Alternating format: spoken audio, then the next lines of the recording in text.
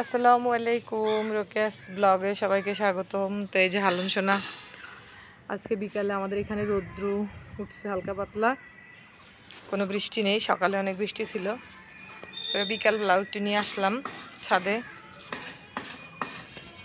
যত একটু ঘুরতে পারে। বৃষ্টির ভিতরে সারাদিনই প্রায় ঘুমাইছে বাসায়, এই জন্য এখন বাসায় নিয়ে আসছি, ছাদে নিয়ে আসছি। কই হালুন সোনা কই? ও মানে এখন কোলে নাও, আসো কোলে আসো, কোলে আসো। হালুন সোনা এখন কোলে উঠবে, ও এখন ঘুরু ঘুরু করবে না, ঘুরু ঘুরু করবে না মা। দেখো তো আমাদের এই গাছটা কত সুন্দর হয়েছে, পানি পেয়ে কয়দিন লাল হয়ে গেছিল একদম। দেখেছো? তুমি দেখেছো?